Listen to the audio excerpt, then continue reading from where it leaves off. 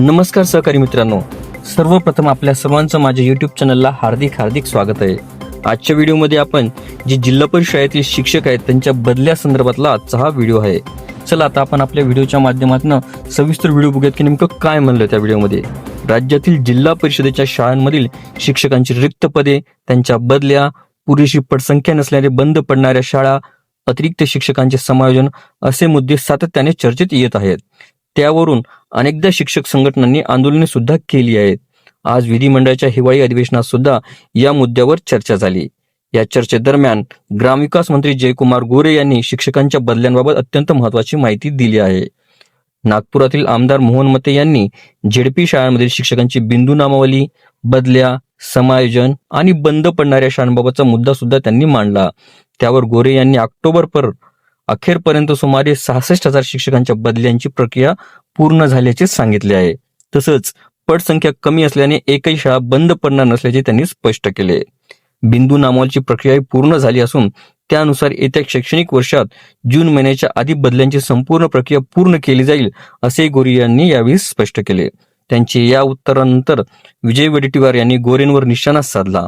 मंत्र्यांचे उत्तर गोलमाल असल्याचा निशाण त्यांनी साधला आहे। आज शिक्षणाकडे दुर्लक्ष झालेले आहे। ग्रामीण भागातील मुलांच्या आयुष्याशी तुम्ही खेळत आहात का?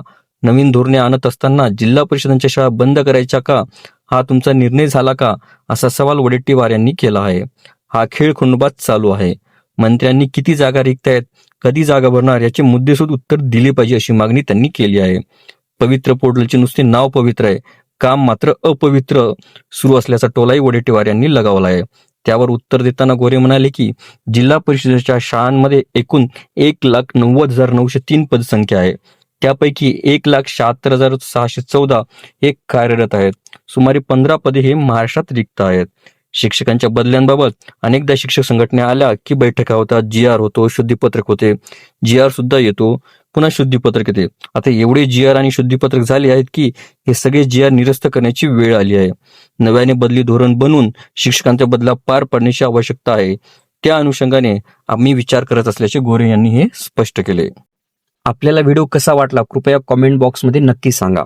आपल्याला व्हिडिओ आवडले असल्यास चॅनलला नक्कीच लाईक, शेअर आणि कॉमेंट्स करायला विसरू नका। तसेच चॅनलला ऑल नोटिफिकेशन्स ऑन करून सबस्क्राईब करा, जेणेकरून व्हिडिओचे सर्व नोटिफिकेशन्स आपल्याला सर्वप्रथम मिळतील।